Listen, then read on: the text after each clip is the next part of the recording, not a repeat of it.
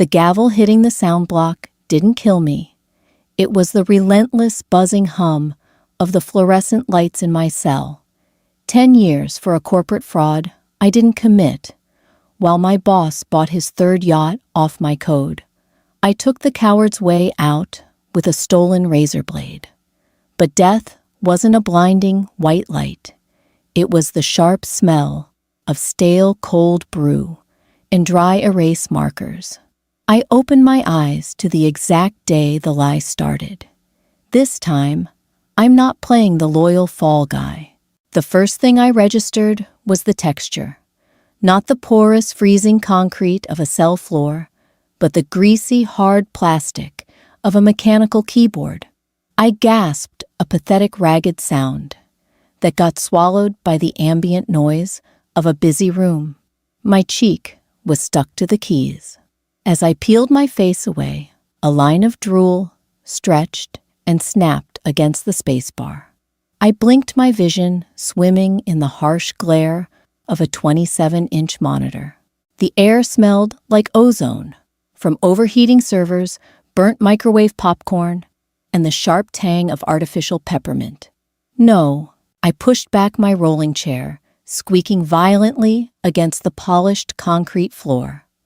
My knees hit the underside of the cheap IKEA desk. I grabbed my chest.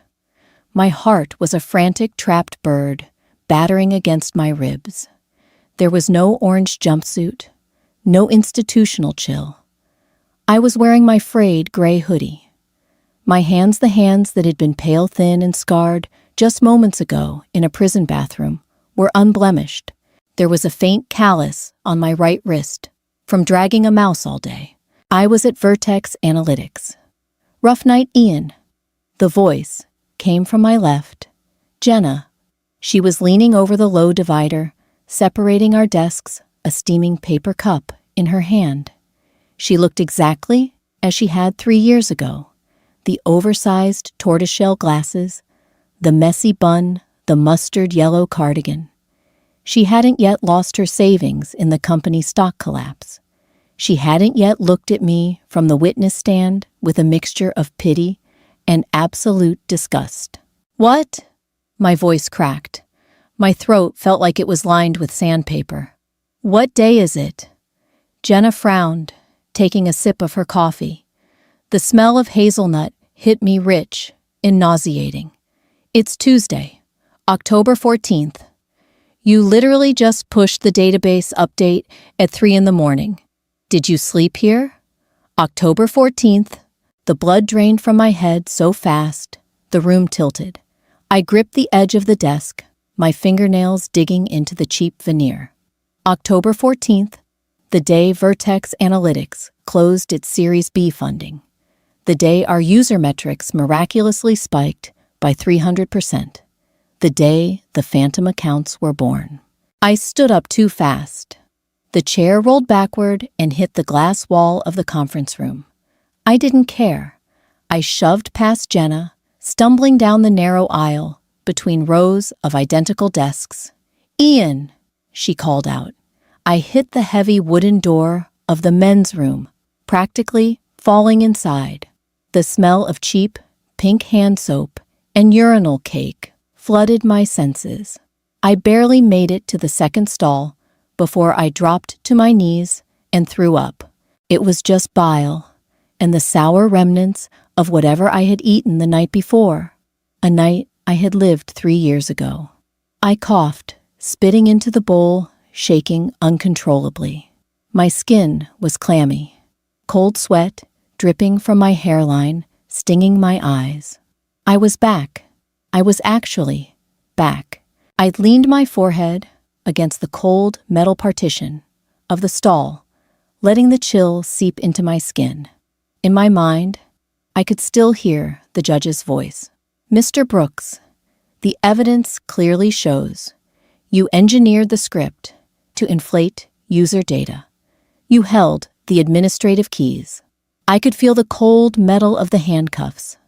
I could feel the despair that had driven me to press a razor against my own arm in a humid, solitary shower. A heavy push against the bathroom door jolted me out of the nightmare. "Ian, you in here, buddy." The voice was smooth, cultured. It carried a natural resonance that demanded attention and instantly commanded trust. "Derek." My stomach heaved again, but there was nothing left. I stood up on shaking legs, flushing the toilet. I walked over to the sinks. The man in the mirror looked awful pale dark circles under his eyes, a red imprint of the wasp keys embossed on his left cheek. The stall door opened, and Derek Lawson stepped out from the urinals. He was immaculate, a navy blue tailored suit that cost more than my car, a crisp white shirt, no tie. He smelled of expensive sandalwood and unspoken confidence. He moved with the easy grace of a man who believed the world was an arcade game, and he had unlimited quarters. "You look like hell, man," Derek said, turning on the faucet and washing his hands. He looked at me in the mirror, offering a sympathetic, practiced smile. Rage pure and blinding flared in my chest. I wanted to grab him by his perfectly styled hair and smash his face into the porcelain sink. I wanted to wrap my hands around his throat until that smooth, persuasive voice turned into a pathetic gargle. My hands twitched. The muscles in my forearms tightened, but I looked at my reflection. I wasn't an action hero. I was 28, technically overweight, running on 0 sleep, and currently vibrating with a panic attack. If I threw a punch, he'd dodge it.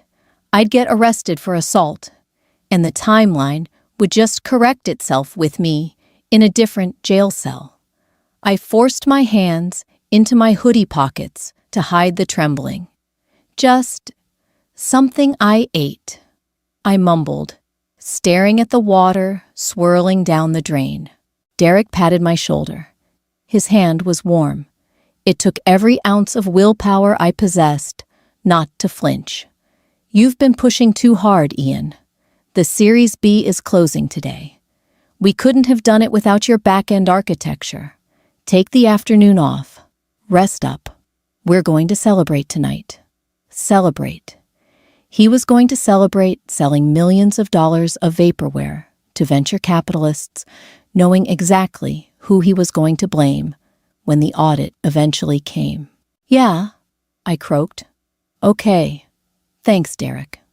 "We're a team, Ian," he said softly, holding my gaze in the mirror. "Just a second too long. I don't forget the people who build my foundation." He walked out the heavy door, sighing shut behind him. I stood there in the silence, listening to the drip of the faucet. He had just handed me the shovel he planned to use to dig my grave. But this time, I knew exactly where he buried the bodies. I walked back to my desk. The office was buzzing now, phones ringing the clatter of 40 mechanical keyboards, creating a chaotic, rhythmic rainfall of noise. The startup energy was palpable. Everyone thought we were changing the world with predictive data modeling. Nobody knew we were just a Ponzi scheme wrapped in Python. I sat down. The ergonomic chair sighed under my weight. I stared at the dual monitors. Lines of code waited for my input. I placed my hands on the keyboard. They were still shaking slightly. "Breathe," I told myself. "Just breathe. You know the playbook." During the trial, the prosecution had laid out the architecture of the fraud so clearly that I had memorized it in my sleep. They showed the jury the exact directory, the exact scripts, and the exact timestamps. I knew how Derek had done it. I opened the terminal window. The black screen and blinking white cursor felt like the only honest things left in the room. I typed in the command to access the secure root directory of our production server. cd/var/www/vertex/backend/core/ My fingers flew across the keys muscle. Memory taking over. I bypassed the standard authorization protocols, the ones I had built, the ones Derek had secretly retained a backdoor to. I listed the directory contents. There it was. user_metrics _ag.py. It looked like a standard aggregation script, something designed to pull daily active users and compile them into a neat graph for the investors. But I knew what was beneath the surface. I opened the file in the editor. I scrolled past the standard database queries. Down to line 412. There it was, the ghost in the machine, a hidden loop calling a secondary, undocumented database. It was pulling thousands of generated profiles, fake names, fake IP addresses, automated activity patterns, and injecting them directly into the primary reporting stream. It was multiplying our actual user base by 3, and the creator tag on the script, it was blank, but the execution path was linked directly to my administrative credentials. Derek had used my login token. He must have swiped it from my machine weeks ago when I left it unlocked to grab a coffee. Staring at the code, a fresh wave of nausea washed over me. The sheer, brazen arrogance of it. My immediate instinct was destructive. I wanted to highlight all of it and hit delete. I wanted to purge the phantom database, run a script to wipe the backups, and watch Derek's face when the investors saw the real pathetic numbers at the 2 p.m. meeting. My hand hovered over the backspace key. No, I stopped. The memory of my defense attorney's tired face flashed in my mind. Ian, if you modified the code after the fact, it looks like a cover-up. It shows consciousness of guilt. If I deleted it now, the system logs would show that I accessed the file and destroyed it. Derek would catch wind of the missing data before the meeting. He would pivot. He would claim a catastrophic server error, blame me for incompetence, fire me, and then rebuild the fraud anyway. I'd be out of a job, and he'd just find another fall guy. Or worse, he'd still find a way to pin the original creation on me. Deleting it wasn't a defense. It was a trap. I let out a slow, trembling breath. The air from the AC vent above me was freezing against the sweat on my neck. I reached into my backpack, sitting by my feet. I dug past the tangled charging cables and old receipts until my fingers brushed against a cheap plastic USB flash drive. It was a 64-gigabyte piece of junk I'd gotten at a tech conference a year ago, branded with the logo of some dead CRM company. I plugged it into the tower beneath my desk. The system chimed a small, cheerful sound that felt entirely out of place. I didn't delete the script. I copied it. I wrote a quick command to pull the entire system log for the last 30 days, specifically filtering for access logs related to my user token and Derek's terminal IP.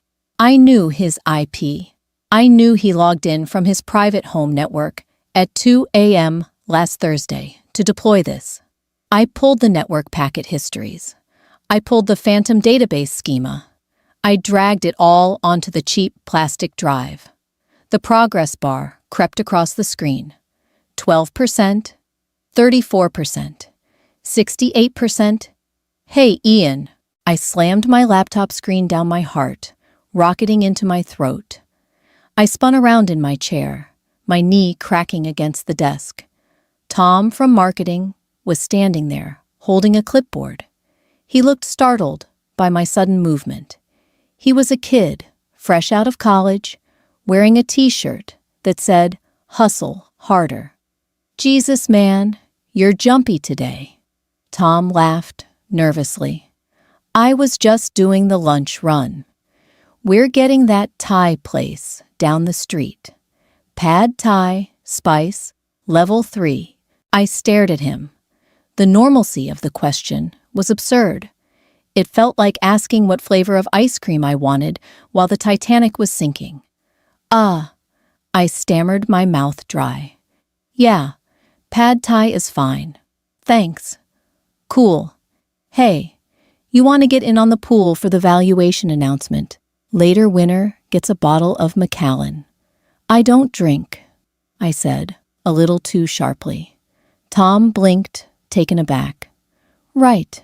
Okay. Catch you later, man. He wandered off. I turned back to my monitors, opening the laptop a fraction of an inch. 100%. Copy complete. I ejected the drive, pulled it out, and shoved it deep into the front pocket of my jeans. It pressed against my thigh, a hard, sharp little rectangle of plastic. It was a loaded gun. It was the only leverage I had in the world. I looked up at the glass office at the far end of the room. Derek was pacing a Bluetooth earpiece in his ear, gesturing animatedly with one hand, while the other rested in his pocket. He was selling the lie. Right now, this very second. I wasn't going to stick around for the crash. I wasn't going to be the hero who blew the whistle to the SEC and spent the next 5 years tied up in depositions and legal fees, while Derek's high-priced lawyers dragged my name through the mud. I had died once for this company. I wasn't giving it a single second more of my life. I reached for a legal pad on my desk. I grabbed a pen. The walk across the office felt like wading through wet cement. The rubber soles of my sneakers squeaked softly against the polished floor, but the sound was drowned out by the constant hum of the startup machinery. Phones chiming, coffee machines grinding, people talking over each other in a frantic bid to sound important. I kept my head down, avoiding eye contact. My hands were shoved in my pockets, my right hand gripping the plastic USB drive so hard my knuckles ached. Derek's office was in the corner, encased in floor-to-ceiling glass. It was supposed to symbolize transparency. The irony tasted like old copper in my mouth. I stopped at the glass door.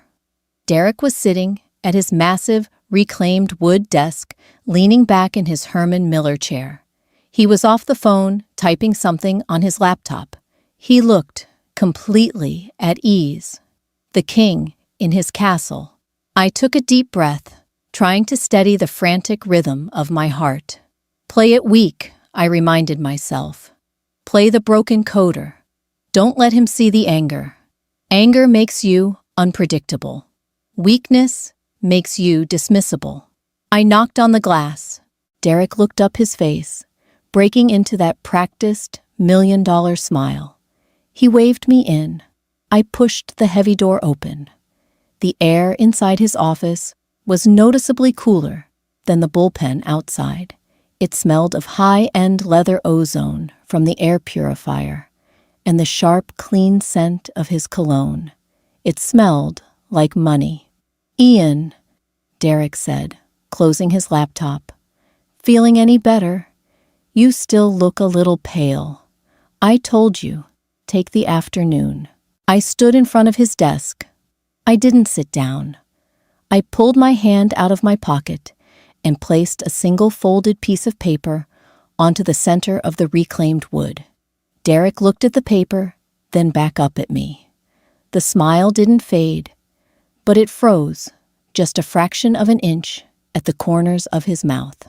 "What's this?" "I'm done, Derek," I said. I was aiming for a dead flat tone, and to my relief, my voice didn't shake.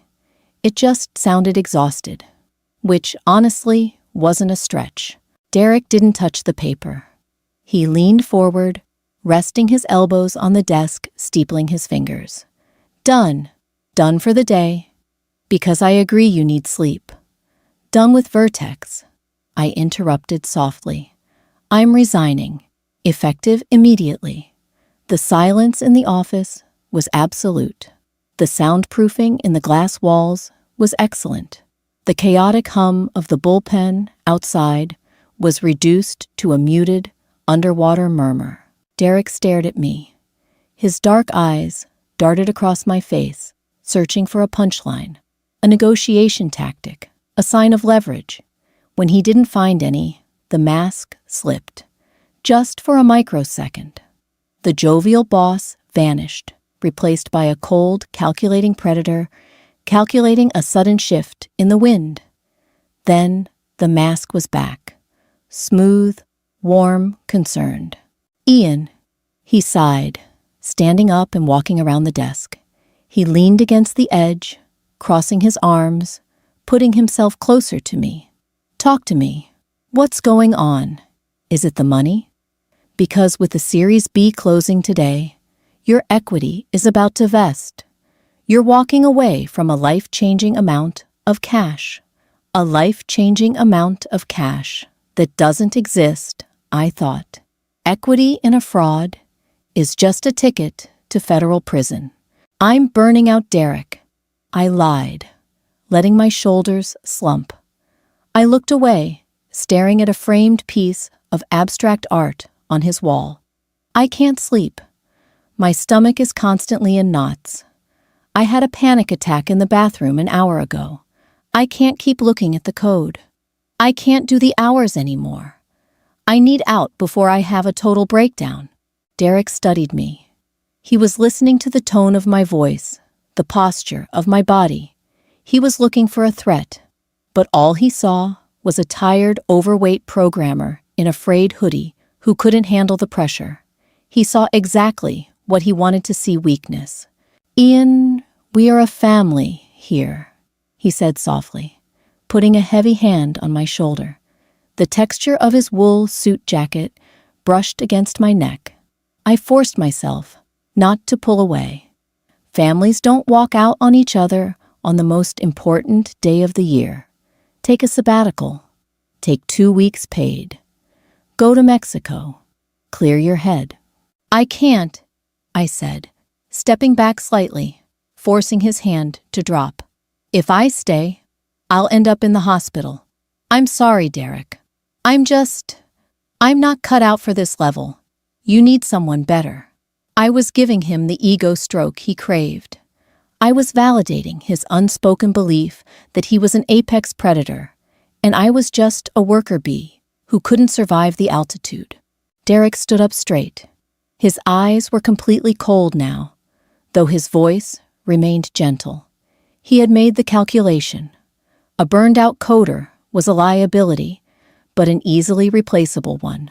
As long as I didn't know about the fraud, I was just collateral damage. "If you walk out that door today, Ian," Derek said, his tone dropping an octave, "you forfeit your options. All of them. You walk away with nothing." "I know," I said. "I can't let you back in the building." He continued, the veiled threat hanging in the air. "I'll have to cut your server access immediately." "I understand," I said.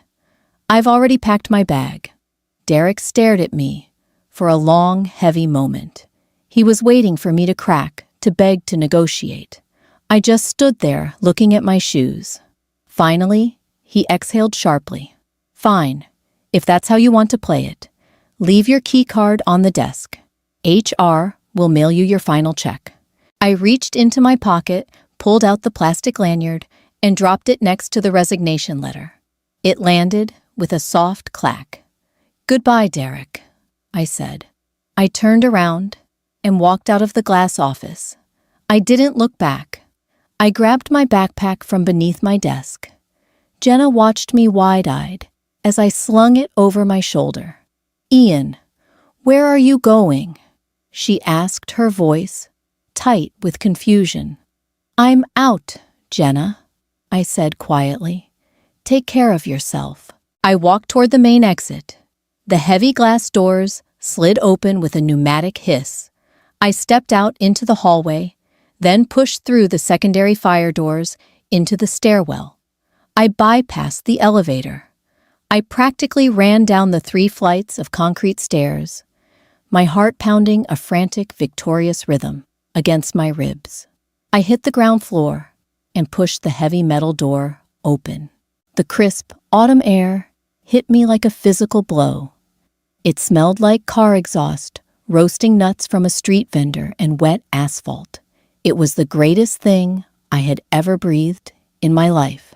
I stood on the sidewalk of the bustling downtown street, letting the cold wind bite through my thin hoodie. The sun was shining. People were walking past me, holding coffees, talking on phones, living their normal, oblivious lives. I reached into my pocket, my fingers wrapped around the cheap plastic USB drive. I was out. I was alive. And Derek Lawson had no idea that the quiet, broken coder he had just dismissed had walked out of his building, carrying the detonator to his entire empire. The adrenaline crash didn't hit until I unlocked the deadbolt to my apartment. It was a third-floor walk-up, above a dry cleaner, smelling permanently of hot starch and chemical solvent. The moment the hollow core door clicked shut behind me, my knees gave out. I slid down the chipped paint of the door frame, my backpack hitting the scuffed linoleum floor with a heavy thud. I sat there in the dark for a long time. The only sound was the asthmatic rattle of my cheap refrigerator and the distant siren of an ambulance fading into the city noise. In my first life, I had come back to this exact apartment after my sentencing. I had packed my entire existence into 2 cardboard boxes, staring at the water stain on the ceiling, while I waited for my parents to drive me to the federal correctional facility. I remembered the exact texture of the carpet under my fingernails as I dug them in, trying to anchor myself to a reality that was slipping away. I dug my hand into my pocket. The USB drive was still there, warm, hard, real. I scrambled to my feet, my muscles screaming in protest. I needed a sterile environment. I couldn't plug the drive into my personal rig. Derek knew my IP, knew my MAC address. He had Vertex's security team on a retainer that could buy a small island. If that drive pinged the internet while connected to anything tied to me, they'd send a cease and desist or the police before midnight. I grabbed a wad of emergency cash I kept stuffed in a hollowed-out paperback on my bookshelf. $300 in 20s. 10 minutes later, I was standing in the harsh, fluorescent glare of a pawn shop 3 miles outside the tech district. The air smelled of old dust, tarnished brass, and desperation. I bought a bulky 5-year-old Lenovo ThinkPad for $200. I paid cash. I didn't ask for a receipt. Back in my apartment, I set the heavy black laptop on my sticky kitchen table. I didn't connect it to my Wi-Fi. I didn't even plug in the charger yet. I slid the USB drive into the port. The machine hummed, struggling to read the data. I held my breath, the harsh blue light of the screen casting long shadows against the peeling wallpaper. A folder appeared. sys_logs_October 14th. I clicked it. It was all there. The phantom database schema, the user aggregation scripts, the network packet logs proving Derek's home IP address had initiated the backdoor deployment at 2:14 a.m. on October 9th. I had the murder weapon, the fingerprints, and the bloody clothes, but having it wasn't enough. If I just emailed this to the SEC from a burner account, it would get buried in a mountain of bureaucratic red tape for months. Derek would have time to quietly patch the hole, burn the physical servers, and bribe the right auditors. By the time the feds knocked on his glass office door, Vertex Analytics would be a ghost, and the millions from the Series B would be sitting in offshore accounts. Worse, he would figure out I was the leak. The logs were pulled using my administrative access. He'd sue me into oblivion for corporate espionage before the government even opened the file. I needed a shield, a megaphone. I needed someone whose job was to drag things into the light, someone with enough institutional backing that Derek's lawyers couldn't just squash them with a single injunction. I needed a journalist. I pulled out my phone. I searched for the article that had covered Vertex's Series A funding round a year ago. Most of the tech press had printed Derek's PR statements, verbatim hailing us as the next unicorn. But one piece buried in the business section of a mid-tier financial daily had been different. The writer had actually questioned our user growth models. She had pointed out the mathematical improbability of our retention rates. Derek had been furious, spending a week trying to get the editor to retract it. The byline was Claire Davis. I found her work email on the publication's website. I opened a secure encrypted email client on my phone, routing it through a VPN proxy located in Switzerland. I didn't attach the files. I didn't make accusations. Subject Vertex Analytics. The Phantom User Base. Message your series. A analysis was right. The numbers are fabricated. The Series B closed today on 3 million fake accounts. I have the root access logs, the database schemas, and the IP trails, proving the CEO engineered it. I need guaranteed anonymity, or I walk away. Coffee at the diner on 4th and Pike. Tomorrow at 10 a.m. Look for the gray hoodie. I hit send. My stomach rolled with a fresh wave of nausea. I was playing with fire. If Claire was careless, or if she tipped off Vertex for a comment too early, I was dead. I closed the Lenovo. I walked over to my sink, turned on the cold water, and splashed it onto my face. The water was freezing, biting into my skin. I looked up at the mirror. The terrified, broken fall guy was gone. The eyes staring back at me were bloodshot, surrounded by dark circles, and heavy with exhaustion. But they were hard. I was going to burn Vertex to the ground, and I was going to make sure Derek Lawson was sitting at his reclaimed wood desk when the roof caved in. The diner on 4th and Pike smelled of burnt coffee, bacon grease, and ammonia cleaner. It was a relic from before the tech boom, stubbornly clinging to its cracked vinyl booths and sticky laminated menus.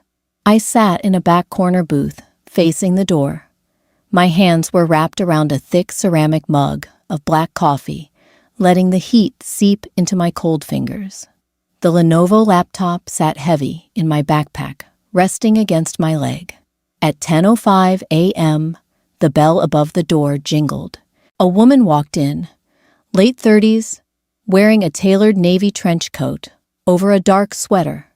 She had sharp, observant eyes that immediately scanned the room, bypassing the regulars at the counter and landing directly on my gray hoodie. She walked over and slid into the booth across from me. She didn't offer her hand. "You're the Swiss IP address," she said. Her voice was low, raspy, all business. "Ian," I said, keeping my voice just loud enough to be heard over the clatter of silverware from the kitchen. "Claire," she replied, pulling a small, battered moleskin notebook and a pen from her coat pocket. She didn't open it yet. "You look like you haven't slept in a week, Ian. You also look terrified. So let's skip the dramatic pauses. You claimed you have proof Derek Lawson is faking 3 million accounts. That's a federal crime. It's also a massive libel suit for my paper if you're a disgruntled ex-employee with a grudge and doctored screenshots. I resigned yesterday," I said flatly, right before the Series B closed. Claire's eyebrows twitched upward, just a fraction. "Walking away from vested equity on a closing day. That's either incredibly stupid or you're telling the truth. I was the lead back-end engineer," I said. I reached down, unzipped my backpack, and pulled out the bulky Lenovo. I set it on the sticky table. I kept the lid closed. I built the architecture. Derek used my admin token to inject a script that loops dummy profiles into the live reporting stream. "Why you?" she asked, her eyes narrowing. "Because I'm a nobody," I said, the bitter truth. tasting like ash in my mouth, because I have no family money, no connections, and I worked 90-hour weeks without complaining.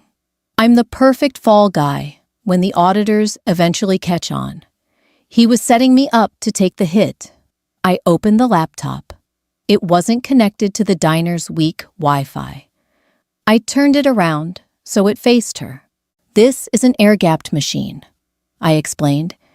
The USB drive has the raw system logs from the Vertex production servers. You'll find the script at line 412 of the user aggregation file. More importantly, you'll find the network access logs. They show the script was deployed from a specific residential IP address at 2:14 a.m. I slid a folded piece of paper across the table. Claire unfolded it. "What's this?" "Derek Lawson's home address," I said. "Cross-reference the IP in the server logs with his internet service provider. It's a direct match. He didn't even bother routing it through a proxy. He's that arrogant." Claire stared at the screen. She scrolled through the raw text of the logs, her eyes tracking the lines of code. The cynical armor she walked in with was slowly fracturing, replaced by the sharp, predatory focus of an investigative reporter staring at a Pulitzer. "This is..." She paused, scrolling faster. "This is a full data schema for the fake accounts. He's paying AWS to host empty profiles just so they ping the main server. It's a Ponzi scheme, built on cloud computing," I said. She looked up at me. "If I verify this IP address, Ian, this is $100 million fraud. The SEC will freeze their assets the second this goes live. But I have to name my source.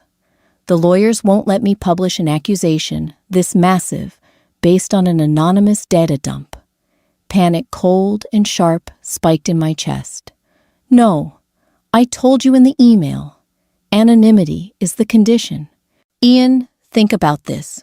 Claire leaned in, lowering her voice. "If you go on the record as a whistleblower, you have federal protection. If you stay anonymous, Derek will hunt you down anyway. He knows you had the access. He knows you quit yesterday. How long until he realizes you took the logs?" I looked down at my hands. They were trembling again. In my previous life, I had trusted the system. I had trusted my lawyer. I had trusted the judge. And I had ended up with a decade in a concrete box. "I don't care about whistleblower protections," I said, my voice hardening. "Derek owns senators. He owns judges. He will bury me in civil litigation until I can't afford rent, let alone a defense attorney. I won't survive it." I looked her dead in the eye. "You say, a former senior engineer who requested anonymity to avoid retaliation. You verify the technical data with a third-party cybersecurity firm. You don't need my name to prove the logs are authentic." Claire studied me. She saw the absolute unyielding terror underneath the anger. She tapped her pen against the table. "Give me 3 days," she said finally. "I need to have my tech guy verify the server hashes. I need to get a paralegal to subpoena the ISP records for Derek's house to confirm the IP match.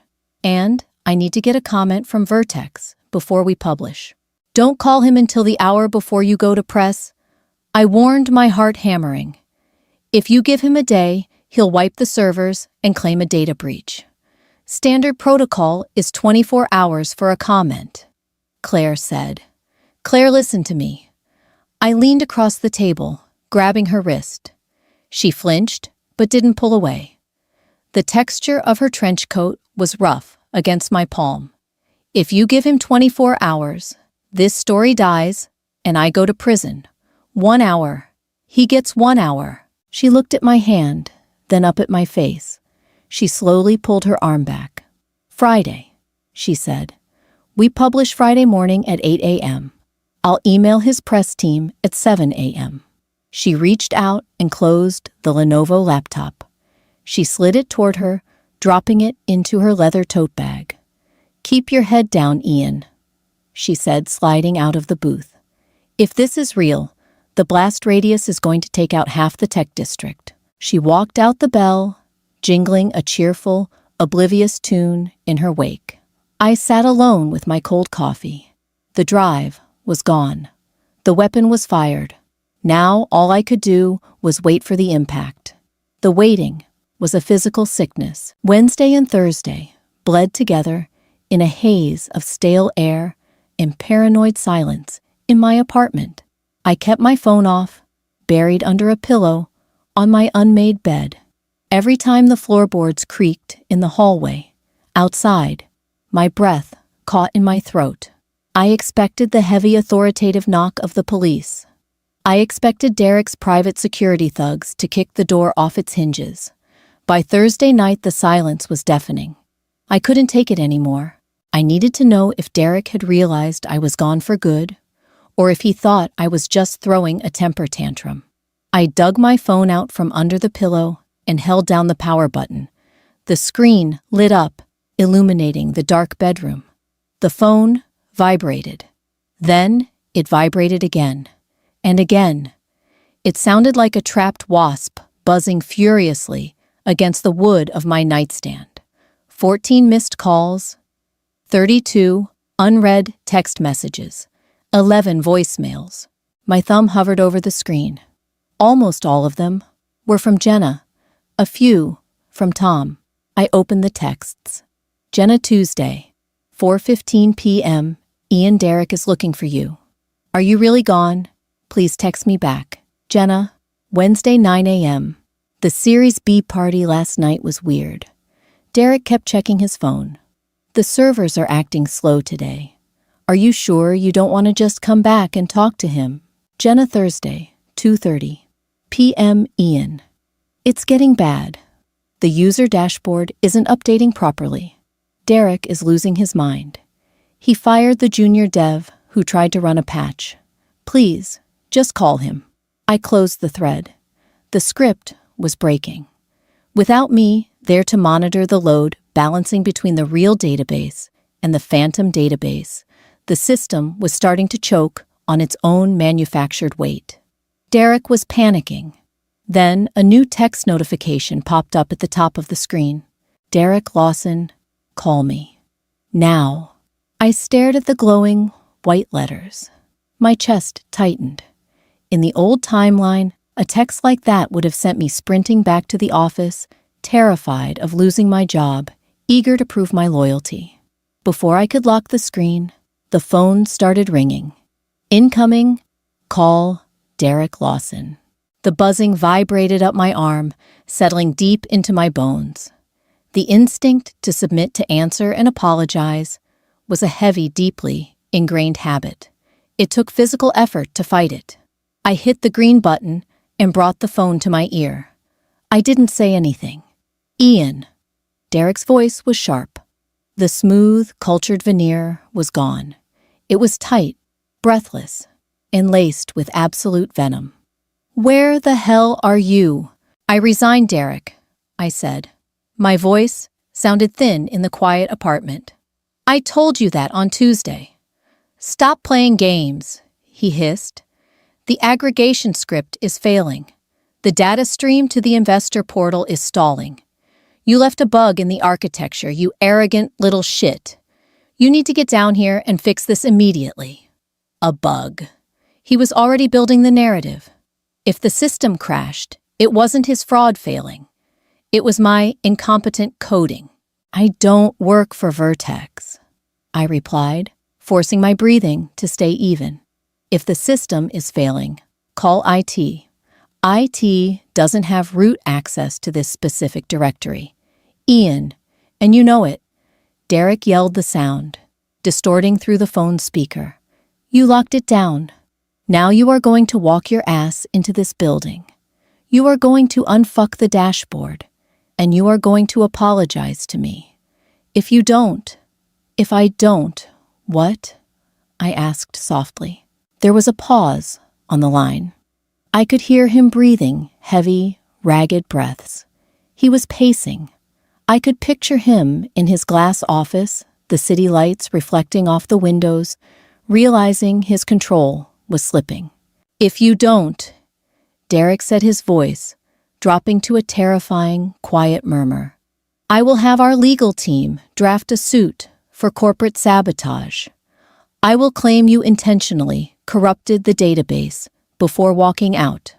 I will tie you up in court for the next decade. You will never write a line of code in this industry again. I will crush you, Ian." The threat was so familiar, it almost made me laugh. It was the exact threat he had used in the courtroom, dressed up in legalese for the jury. "The architecture is exactly how you designed it." "Derek," I said. I deliberately let the emphasis land on you. Total silence on the other end. For 3 long seconds, the line was completely dead. The implication hung between us, like a drawn knife in a dark room. "What did you say?" Derek's voice was barely a whisper now. The anger was gone, replaced by sudden, freezing paranoia. "I didn't corrupt anything," I said, my voice steadying. "I just left it running, exactly as you built it. If the phantom accounts are crashing the server, that's a scaling issue, not a bug." I heard a sharp intake of breath, the sound of a man realizing he was standing on a landmine, and he had just heard the click. "Ian," he said, the old warmth forcibly injected back into his tone, desperate and slick. "Ian, buddy, let's just talk about this. Come to my apartment tonight. I can double your equity. We can restructure the department. Whatever you want." He was trying to buy me. He knew I knew. "I'm going to sleep, Derek," I said. "Don't call me again." "Ian, wait." I hung up. I tossed the phone onto the bed. My hands were shaking so violently I had to clench them into fists to stop it. I had poked the bear. I had just told a cornered wealthy sociopath that I held the keys to his destruction. I looked at the digital clock on my microwave. It was 11:42 p.m. on Thursday. Claire's article was scheduled for 8 a.m. 8 hours. I just had to survive 8 hours. I walked over to the front door, checked the deadbolt, and slid the heavy brass chain into place. I pulled one of the heavy wooden kitchen chairs over and wedged it under the doorknob. It was a pathetic defense against a determined break-in, but I needed the physical barrier to quiet the screaming in my head. I sat on the floor with my back against the wall, watching the door. I didn't sleep a single second. The sun came up like a slow yellow bruise against the smoggy gray sky outside my window. I was still sitting on the floor, my back pressed hard against the cheap drywall. The muscles in my neck and shoulders were locked tight, burning, with a dull, constant ache. My mouth tasted like old pennies and morning breath. Every time a garbage truck slammed a dumpster down in the alley, or a neighbor's heavy footsteps thumped on the ceiling, a fresh spike of cortisol shot through my chest. I stared at my phone screen. 6:58 a.m.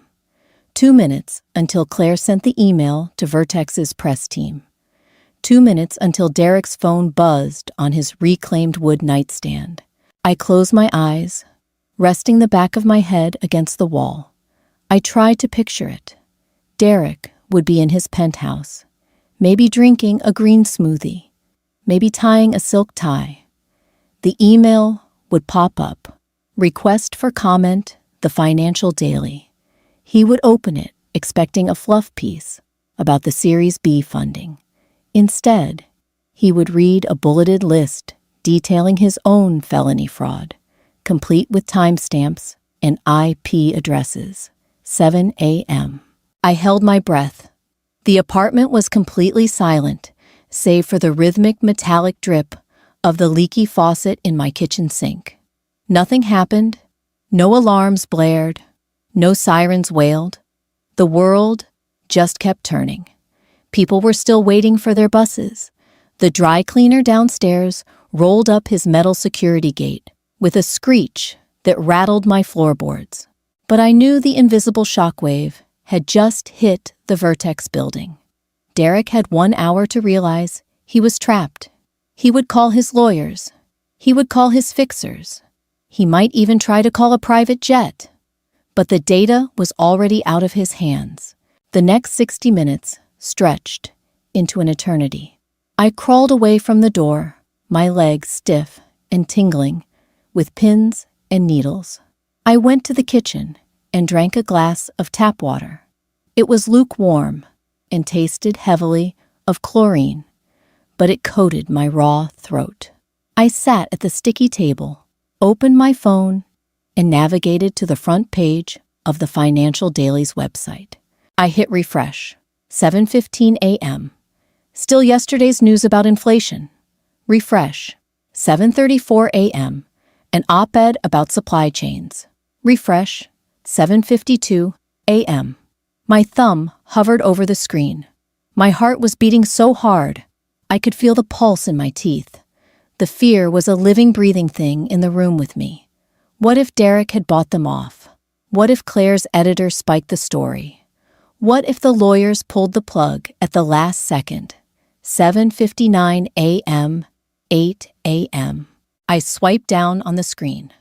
The little loading circle spun for a second that felt like a decade. The page snapped into place. Right at the top, bold black letters on a stark white background, the ghost in the algorithm. How Vertex Analytics manufactured 3 million users to secure Series B. Beneath it was Claire Davis's byline, and beneath that, a picture of Derek smiling his predatory, confident smile at a tech summit last year. I clicked the link. My eyes skimmed the text, eating the words fast, looking for the specific details. Claire hadn't held back. She quoted the server logs verbatim. She cited the specific directory paths. She laid out the architecture of the Phantom database with surgical precision, explaining it in plain English so that even a layperson could understand the sheer scale of the deception.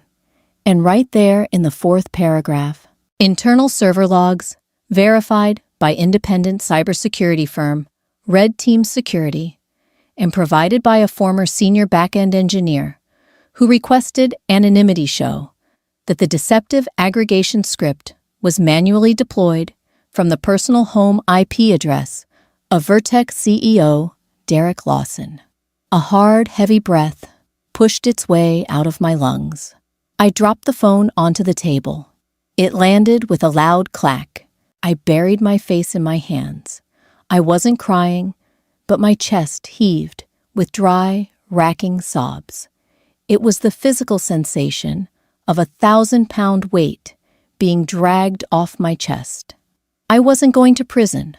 I wasn't going to spend my 30s staring at a cinder block wall, waiting for a weekly phone call from parents who secretly doubted my innocence. The phone on the table buzzed. Then it buzzed again. It was happening. I picked it up. A group chat with the engineering team was exploding. Greg backend. Holy shit. Tell me you guys are seeing this. Sarah UI/UX. Is this real? Did Derek really fake the numbers? Tom marketing. My inbox is literally on fire. The investors from the Series B are calling the main desk. Then a direct message from Jenna. Jenna Ian. Did you do this? I stared at her message. I didn't reply. Jenna Derek just sprinted out of his office. He looks like he's going to throw up. He's screaming at the security guys to shut down the server racks. Half the board is on a conference call on the speakerphone, and they are losing their minds. The imagery was vivid. I could smell the panic in that high-end, climate-controlled office. I could hear the frantic clacking of mechanical keyboards as people realized their stock options were suddenly worth less than the toilet paper in the company bathrooms. I typed a single sentence back to her. Ian, get out of the building, Jenna. Go home.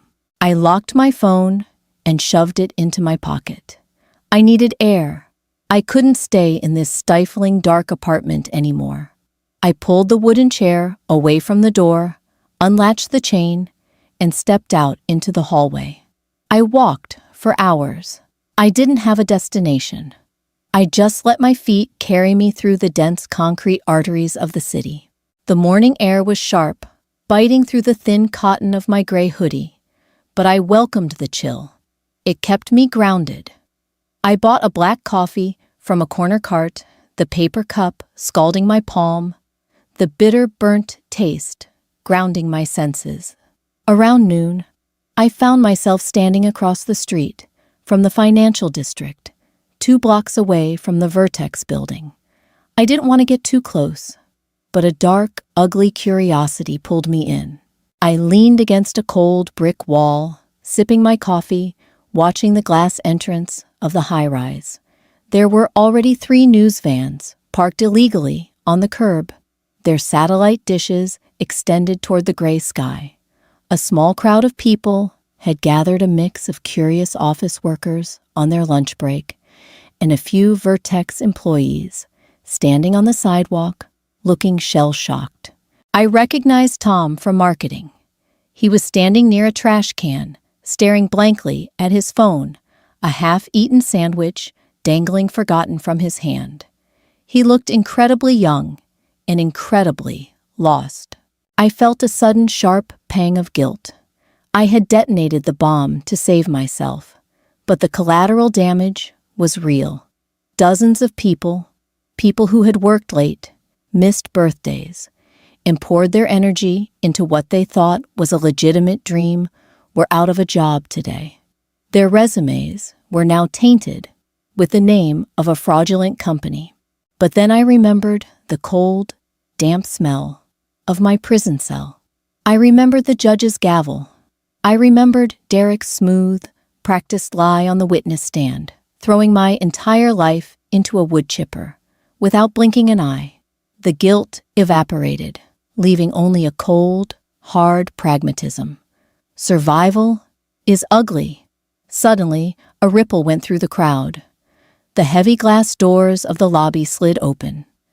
3 men in dark windbreakers with yellow lettering on the back pushed their way out. FBI. They were carrying heavy black plastic cases, server boxes, hard drives. Behind them came 2 more agents, their hands firmly gripping the arms of a man in a rumpled, expensive Navy suit. Derek. He didn't look like an apex predator anymore. His perfectly styled hair was messy, hanging in his eyes. His tie was gone. His face was the color of wet chalk. The arrogant $1 million smile had been replaced by a look of sheer, unadulterated terror. He looked small. He looked fragile. The press swarm descended instantly. Camera shutters fired in a rapid mechanical staccato. Microphones were shoved toward his face. Mr. Lawson, did you manipulate the user data? Derek, are the Series B investors pulling out? Where is the missing money? Mr. Lawson. Derek kept his head down, refusing to speak, as the agents pushed him through the throng toward a waiting black SUV. I stood across the street, perfectly still, letting the noise and the chaos wash over me. I wanted to feel triumphant. I wanted to feel a surge of vindictive joy, a cinematic moment of closure, where the villain gets his due and the hero walks away into the sunset. But I didn't feel any of that. I just felt tired, the kind of bone-deep, soul-crushing exhaustion that sleep can never fix. The adrenaline that had kept me moving for the last 4 days suddenly crashed, leaving me hollowed out and shaking. I watched the SUV doors slam shut.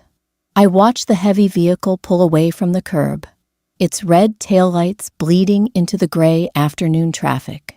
He was gone. It was over. I tossed my empty coffee cup into a nearby trash can.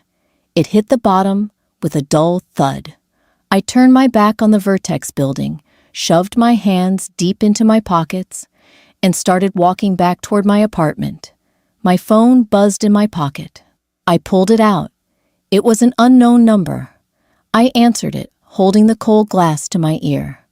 "Ian Brooks," a voice asked. It was a woman's voice, sharp and authoritative. "Speaking," I said. "This is Special Agent Miller, Federal Bureau of Investigation White Collar Division. We are currently executing a search warrant at Vertex Analytics. We have reason to believe you were previously employed there as a lead back-end engineer. I resigned on Tuesday." I said, my voice steady. "We know," Agent Miller said. "We've been reading Ms. Davis's article very closely. We're also very interested in the encrypted system logs that were referenced. We'd like to bring you in for an interview, Mr. Brooks, voluntarily, as a cooperating witness. As a cooperating witness, not a suspect, not a target." The words washed over me, solid and real.